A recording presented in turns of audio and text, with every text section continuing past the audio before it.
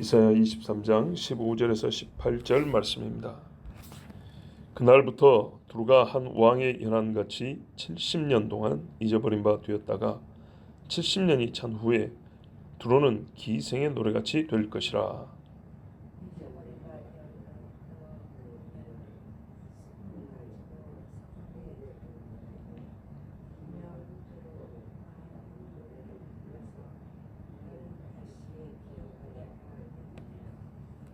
(70년이) 찬 후에 여호와께서 두루를 돌보시리니 그가 다시 값을 받고 지면에 있는 열방과 음란을 행할 것이며,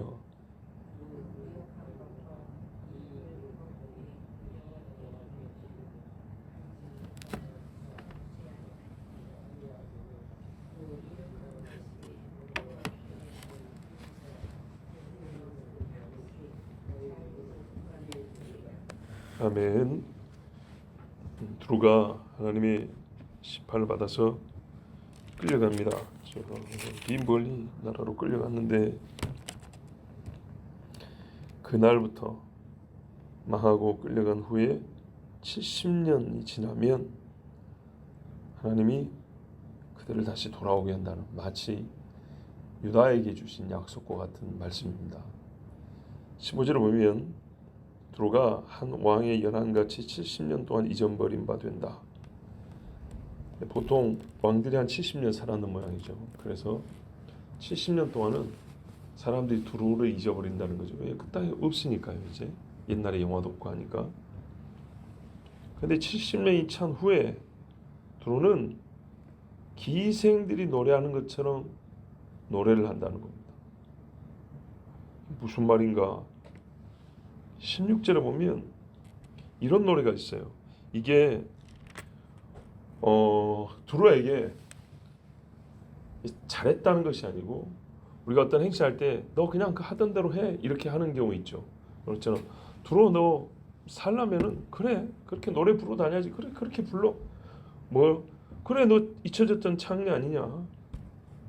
수금을 가지고 다니면서 여러 성읍에 돌아다니면서 옛날처럼 나랑 장사하자고 그러고 다녀. 이렇게 이제 옆에서 두루의 하는 모습을 보고 그 행위가 좋았거나 잘해서가 아니라, 네가 뭐 본래 그런 사람이니까 그렇게 살으라고 이렇게 이제 옆에서 하는 말, 또는 옛날부터 내려오는 노래가 있어요. 창녀들을 위하여 지은 노래가 있어요. 그게 뭐냐면 16절이라는 거죠. 다른 번역에 가면 너 잊혀졌던 창녀의 하프를 들고 성읍을 돌아다니며 좋은 곡조로 많은 노래들을 불러서 네가 기억되도록 하라라는 창녀들을 위한 노래가 있어요. 동네 사람들이 창녀를 보면 너는 창녀니까 수금을 들고 돌아다니면서 여기저기 노래 부르면서 나 누가 돌아왔어요 하고 네 자신을 홍보해야지. 그러면서 노래를 불러준 거예요. 창녀야 네 자신을 홍보해서 사람들이 너를 보게 하라 이러면서 사람들이 약간 비웃고 놀리는 식의 노래죠. 그 처량함을 더하게 만드는 그런 노래죠. 이런 노래가 옛날부터 있었는데, 두루 너를 위하여 우리가 그 노래를 불러주마, 먼저 이런 뜻으로 읽는 경우도 있고요. 어쨌든 두루가 70년 만에 돌아와서 본인이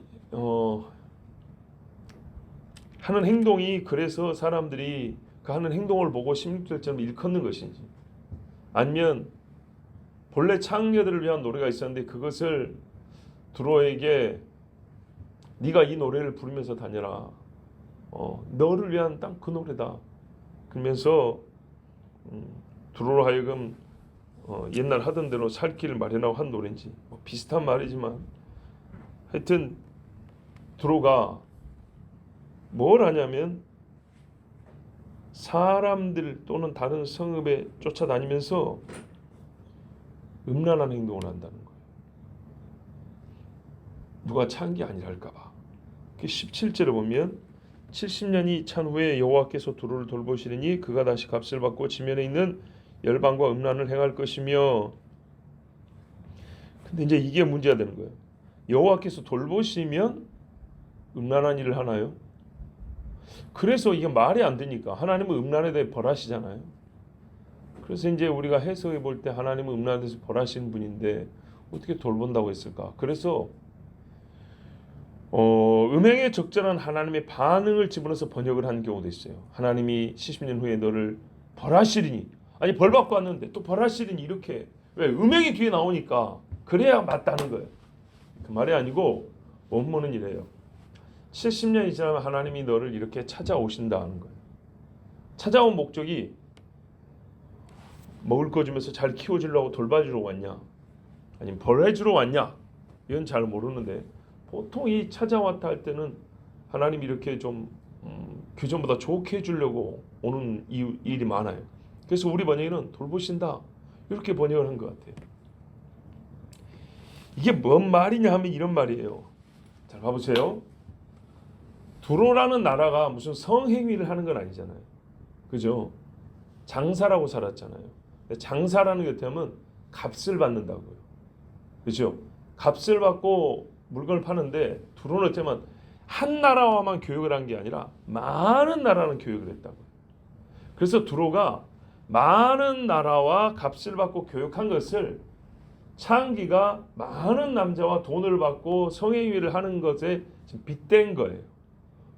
이해가 되시죠? 예. 그러니까는 두로가 다른 나라에 비해서 뭐 음행이 심했다거나 뭐 애굽에 비해서 저기 바벨론에 비해서 북이스라엘에 비해서 굉장히 이 사람들이 진짜 막 가증하고 음란한 짓을 특별히 많이 해서 자꾸 창기한 게 아니고 이 사람들의 상행위가 창기가 돈을 받고 자기 몸을 파는 것과 이게 빗대어서 말을 하면 이해가 빠른 거죠. 수많은 나라들에게 물건을 팔기도 하고 사기도 하면서 그래서 부유함을 얻었고 명성을 얻었던 동네가 두로기 때문에 마치 유명한 기생이 수많은 남자에게 몸을 팔고 웃음을 제공하면서 돈을 벌었다더라. 그리고 뭐 평양에 가면 무슨 기생이 유명하고 한양에 가면 무슨 기생이 유명하다. 이런 것처럼 이제 그렇게 빗대어서 두로를 얘기를 한 거예요. 그런데 70년 동안 잊혀졌지 않습니까? 돌아온다고 해서 이 일이 잘 될까요? 참 어려운 이야기입니다. 어려운 거예요. 하나님이 무슨 말이냐면 너 음란한 짓 해라 이런 말이 아니고 빗대어서 말한 거기 때문에 하나님이 그들로 하여금 다시 옛날처럼 장사해서 부를 다시 얻게 하시고 명성을 얻게 하셨다 이런 말이에요. 그런 뜻이에요. 실제로 유다가 돌아왔을 때 말이죠. 이 두로가 이스라엘 사람들과 같이 살았어요. 예루살렘에 산 적도 있어요. 그러니까 우리가 추정해 볼 때 고레스 왕이 유다 사람들 돌아가라 할 때 다른 민족들도 일부 이렇게 보내줬을 거라고 봅니다. 유다 사람만 보내지 아니하고. 왜냐하면 우리는 왜 안 보내주냐 소리 나올 거 아닙니까? 그래서 성경에는 유다인들을 보내준 걸 중심으로 기록되어 있지만 유다인만 보내지는 아니하고 또 다른 나라 사람들 일부러 돌아가라 이렇게 정책을 폈을 거란 말이죠. 그때 두로 사람들도 같이 와서 자기 나라의 재건을 위해서 힘을 썼을 것인데 이게 쉬운 일은 아니죠. 그리고 원래 장사하던 사람들이니까 여기저기 이제 장사에 손길을 뻗쳤는데 느헤미야에 보면 어떤 말씀이냐면 안식일이죠. 안식일인데 두로 사람이 예루살렘에 살아요. 근데 이 사람이 율법을 모르니까 안식일에 장사를 하는 거예요. 유다 사람들도 돌아왔으면 하나님 율법을 잘 지켜야 되는데 이 이방인들 따라가지고 유다인들도 물건을 사고 파고 하는 거예요. 그러니까 느헤미야가 화가 엄청 많이 났죠. 근데 이 두로 사람이 원래 장사를 잘하지 않습니까? 요즘 같은 만물상이에요. 느헤미야 13장에 뭐라 되냐면 물고기, 바다에서 잡은 물고기하고 각양 물건들이 이렇게 돼 있어요. 그러니까는 장사를 하던 민족이라 잘해요.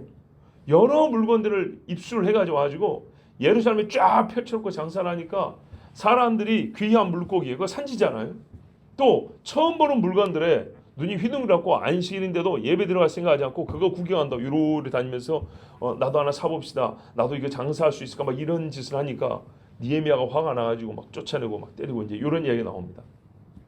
자, 전체로 봤을 때 무슨 이야기냐? 여기까지 보세요.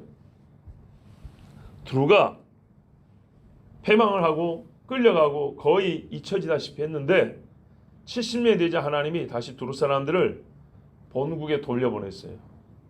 그리고 하나님은 어떻게 했냐면 그들로 하여금 전처럼 살 수 있도록 해줬다는 말이에요.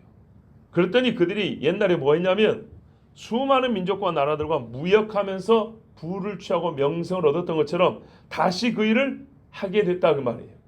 그거를 빗대어 말하기를 창기가 여러 남자에게 돈을 받고 자기 몸을 팔면서 부를 얻는 것처럼 그렇게 이제 빗대어 얘기한 거예요.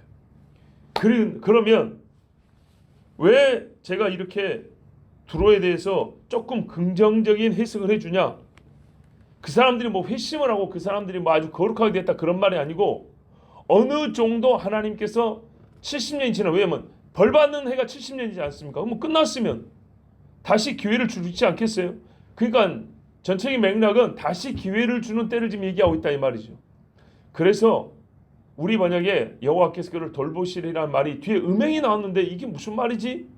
안 맞는 거 아닌가? 모순된 거 아닌가? 이게 아니고 이 음행이란 말을 장사하는 모양을 빗대서 말한 거기 때문에 하나님께서 그들로 하여금 가증한 짓을 하고 성범죄를 저질러라 내가 돌봐줄 테니까 뒤를 봐줄 테니까 그런 말이 아니고 이 사람들이 전처럼 먹고 살게 해주셨다 이 말이에요. 자 그러면 두로 사람들 중에 말이죠 하나님의 이 은총을 깨닫는 사람이 있을까요 없을까요? 있겠죠. 있어요. 그래서 18절에 나온 거예요. 그 무역한 것과 이익을 보세요. 이 앞에 창기 행위라는 게 다른 게 아니고 이거예요. 이거 무역하고 장사하고 남긴 이익을 말하는 거예요. 자 이걸 어떻게 했냐 여호와께 거룩히 여호와께 돌리고 콧맛 찍고 해야 되는 거예요. 콧맛 찍고 돌리고 간직하거나 쌓아두지 아니하리니 자 여호와께 돌리지도 아니하고 간직하지도 아니하고 쌓아주지도 아니하고 이 말이 아니고 여호와께 돌리고 콧맛 찍고 그러나 쌓거나 모아두지는 아니한다 이 말이에요. 이해되시죠? 이제 두로 사람들이 장사했고 부를 얻으니까 뭐 하냐면 헌금할 줄 알았다 이 말이에요. 이제 자기 부를 막 쌓아가지고 옛날의 명성만 쌓을 생각을 하는 게 아니고 하나님의 은혜를 알고 아 내가 하나님께 드릴 재물을 좀 따로 모아놔야겠다 이런 생각을 하기 시작했다는 거예요. 그래서 여호와께 거룩히 구별해 돌리고 이런 일을 하고 그러나 전처럼 뭐는 안 하고요 간직하고 쌓아두고 멸망하기 전에 하나님 앞에 심판받기 전처럼 그렇게 돌아가지 않는다는 얘기예요. 그러니까 앞에 17절도 말씀드린 대로 긍정적으로 해석할 여지가 있는 것이고 이 음행이라는 말이 진짜 우상 숭배를 말하는 게 아니에요. 오해하면 안 돼요. 그렇다고 해서 이 사람들이 우상 숭배를 다 버렸냐? 지금 말하는 것은 종교적 행위를 말하는 게 아니고 17절에서는 그들의 상행위에 초점이 맞춰 있다고요. 그런데 그 상행위에 초점을 맞춰 있지만 하나님께서 돌이켜준 줄 알기 때문에 전국적인 뭐 대부흥이라고 평양 대부흥 같은 그런 부흥이랑은 아니지만 그들 중에 지각 있는 사람들은 아 우리가 하나님께 은혜를 받았다 하면서 전과는 다르게 그 물질을 쓸 줄 아는 사람이 있었다 이 말입니다. 그게 하나님이 돌봐준 결과예요. 자 돌아온 이스라엘에서 전부 다 막 엄청 잘 믿었습니까? 돌아온 유다 백성들하고 해가지고 전부 다 막 옛날 다윗처럼 막 잘 믿었습니까? 그러지 않죠. 하나님이 돌봐준 줄 알지만 다윗 때만은 못했어요. 자 두로가 이래서 어떻게 했냐 그 무역한 것이 여호와 앞에 사는 자가 배불리 먹을 양식 잘 입을 옷감이 되리라. 다른 번역에는 이는 그녀의 상품이 주 앞에 거하는 자들에게 배불리 먹을 것과 좋은 옷이 될 것임이라. 자, 무슨 말인지 아시겠죠? 형제요 이해가 돼? 하나님께 거룩하게 구별하여 돌리고 자기를 쌓아두지 아니하니까 하나님께 돌려진 이 물건들 이 돈이 어떻게 쓰여졌냐 하냐 그 말이 주님 앞에 일하는 사람들 제사장과 레위인이 먹을 양식이 되고 그들의 옷을 살 재물이 됐다 이 말입니다. 돌아왔을 때 레위인이나 제사장 정말 불쌍한 사람들이거든요. 왜냐하면 황폐한 땅에 와서 농사지는 사람도 불쌍하지만 이 사람들은 레위인들은요 요 농사지는 사람들이 농사를 짓고 남은 거 혹은 믿음이 좋아서 헌금한 거를 먹고 사는데 진짜 순전히 의존적이잖아요. 그런데 두로 사람들이 의외로 이 이방 민족인 두로 사람들이 헌금을 해서 그걸로 먹고 입었다 이런 말입니다. 굉장하죠. 그러니까 하나님이 돌봐줬다고 이렇게 이제 번역을 한 거예요. 야, 이제 이게 역사 중에 어느 때를 말하고 앞으로 있을 일을 말한다면 왜냐하면 마지막 때는 이방인들이 와서 예루살렘에 올라가지 않습니까? 제물을 함께 바치잖아요. 여기 최종적으로 볼 수 있지만 이 중간에 또 무슨 일이 있었냐? 이 말씀에 어떤 표현할까요? 조금 더 영적으로 좀 모아진, 그러니까는 이게 좀 무역도 들어있고 헌금도 들어있지만 조금 영적인 측면에서만 좀 집중해서 본다면 이런 일들이 있었어요. 하나님께서 두로를 돌봐주시니까 어떻게 되냐면 두로와 시돈이 바로 붙어 있잖아요. 예수님이 그 동네 가지고 복음을 전했단 말이에요. 그랬더니 그 수로보니게 여인이라는 여자가 와가지고 자기 딸을 고쳐달라고 하지 않았습니까? 개들도 산에서 떨어지는 주인의 부스를 먹습니다. 그 이야기. 그게 이 두로와 시돈 지방에 하나님 예수님이 전도할 때 이야기거든요. 그러고 나서 우리 예수님이 뭐라 했냐? 전도도 많이 하고 가르치기도 많이 가르치고 병도 많이 고쳤던 이 갈릴리 주변 동네가 회개를 안 하니까 이렇게 비교해서 말씀했어요. 마태복음 11장 21절에 화 있을진저 고라시나 화 있을진저 벳세다야 너희에게 행한 모든 권능을 두로와 시돈에서 행하였더라면 그들이 벌써 배옷을 입고 제에 앉아 회개하였으리라. 무슨 말씀입니까? 영적인 자세가 이스라엘보다 두로와 시돈이 더 좋았다 그 말이에요. 예수님 당대. 놀랍지 않습니까? 주님 말씀을 듣는 태도가 저 이방 사람들이 더 좋았다는 거예요. 뭐 그런 자세가 나올 수 있는 역사적 배경, 뭐 그런 게 있지 않겠어요? 말하자면 오늘 말씀이 그런 배경을 형성하고 또 이해하는 데 도움이 되는 겁니다. 그리고 이 사람들이 하나님의 돌보심을 받고 하나님의 종들, 여호와 앞에 서는 종들에게 먹을 것과 입을 것을 공개한다고 되어 있죠. 이게 실제로 일어난 사건이 사도행전에 기록되어 있는데 사도행전 21장에 보면 바울이 3차 선교여행을 마치고 배를 타고 베니게, 그러니까 시돈을 거쳐서 두로를 찍고 가이사랴로 와서 이렇게 예루살렘을 가는 길입니다. 거기 잠시 두로에 들립니다. 두로에 들렸을 때 말씀이 어떻게 되냐? 구브로를 바라보고 이를 왼편에 두고 구브로 섬 놓고 지중해서 쭉 동쪽으로 가는데 수리아로 향하여 시리아 지역이죠. 두로에서 상륙하니 배가 잠시 두로에 섰어요. 거기서 배의 짐을 풀려 함이라. 무역국이니까 짐을 싣고 풀잖아요. 그러니까 두로에 풀 짐이 있었어요. 그래서 짐을 푸는데 시간이 좀 걸리니까 제자들을 찾아 거기서 이래를 머물더니 배가 오래 서 있었죠. 이래를 머물더니 그 제자들이 성령의 감동으로 바울더러 예루살렘에 들어가지 말라 하더라. 두로에 제자들이 이미 있었는데 이 사람들이 바울을 일주일 동안 밥 얻어먹었겠어요? 자기가 사줬겠어요? 사줬겠죠. 이 제자들이 일주일 동안 바울을 공개하면서 당부하는 말이 선생님 예루살렘 가면 안 됩니다. 우리가 기도하는데 막 은혜가 감동이 와요. 선생님 이번에 잡힙니다. 제발 가지 마십시오. 두로에 있는 제자들이 그러더라는 거예요. 이 여러 날을 지낸 후 우리가 떠나갈 새 그들이 다 그 처자와 함께 식구들 다 데리고 성문 밖까지 전송하더라. 두로 성문 밖까지 와가지고 전송을 하는데 우리가 바닷가에서 무릎을 꿇어 기도하고 서로 작별한 후 우리는 배에 오르고 그들은 집으로 돌아가니라. 이게 두로의 제자들이에요. 자, 오늘 말씀에 부분적인 혹은 계속적인 성취가 성경에 보이지 않습니까? 포로에서 돌아왔을 때도 두로 사람들이 일부 믿는 사람과 회심한 사람들이 예루살렘에 살면서 물론 장사도 하는 그런 율법을 잘 모르니까 그렇지만 자기들이 예루살렘에 살면서 헌금도 하고 이웃에 사는 레위인들도 공개하고 그뿐만 아니라 예수님 오셨을 때는 이스라엘 사람들보다 훨씬 더 마음을 열고 잘 받아들이고 그리고 사도들이 복음을 전할 때는 정말 제자라 부를 만합니까? 얼마나 성령의 크게 감동을 받았는지 예루살렘에 가면 잡힌다는 것까지 다 알고 바울을 사랑해서 온 식구들이 다 성 밖으로 나와서 전송하기까지 그리고 무릎을 꿇고 바닷가에서 기도하고 참 아름답지 않습니까? 자, 하나님께서 두로를 심판하시지만 두로를 통하여 앞으로 이스라엘을 도울 것이고 그들을 통하여 하나님이 영광 받으실 일을 기록해 놓으셨습니다. 자, 그렇다면 이제 이 말씀이 기록된 이사야 당대로 본다면 하나님께서 결국 두로를 심판하시고 두로를 또 뭐랄까요? 이스라엘의 우호적인 그들 중에 몇을 구원하시는 이런 일을 하실 것이라면 그것을 예언으로 받은 이 당시의 사람들은 어떻게 해야 될까요? 두로를 의지할 필요가 있을까요? 저 장사 많이 하는 동네 의지해서 우리가 떡고물을 좀 많이 얻어먹자. 그런 생각하면 될까 안 될까? 이 말씀을 이사야 때 받았다면 그러면 안 되겠죠.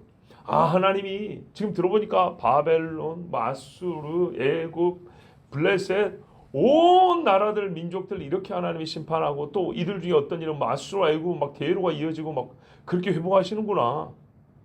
그렇다면 이 말씀을 예언으로 듣는 역사 중 그때 당시 사람들은 어떤 생각을 했냐면 야, 결국 하나님이 이렇게 다 하시고 심판하고 우리를 또 구원하시고 열골 이렇게 하나님이 돌이키신다면 우리가 지금도 이 열방을 다스리는 하나님만 의지할 것이지 사람을 의지할 게 뭐가 있냐? 그렇지 않습니까? 말씀의 결론은 뭐냐면 그들이 우리에게 온다고 돼 있는데 우리가 그들에게 가가지고 손 빌면서 같이 싸우자, 같이 먹고 살자, 우리가 당신들의 우상 신을 섬겨줄 테니까 우리를 좀 도와달라, 이런 생각을 하는 것은 얼마나 바보 같은 생각입니까? 그렇죠. 당대 이 말씀을 듣다면 어떤 생각하면 되냐면 아, 하나님 손 안에 열국이 있구나. 우리는 하나님을 의지하면 된다. 우리가 어리석게도 그들에게 가려고 했던 모든 생각을 버리자. 하나님의 말씀의 결론이 이거다. 그들이 너희에게 온다는 거다. 그리고 너희는 나에게로. 이 순서이거든요. 너희가 나에게로 오면 그들이 너희에게로 온다는 겁니다. 자, 이래하여서 이스라엘과 주를 찾는 이방이 다 같이 하여 하나님께 복을 받는 날이 약속되어 있습니다. 물론 그 말이 한 사람도 빼놓지 않고라는 뜻은 아닙니다. 받아들인 자, 믿는 자, 따르는 자가 하나님 약속의 은혜를 받습니다.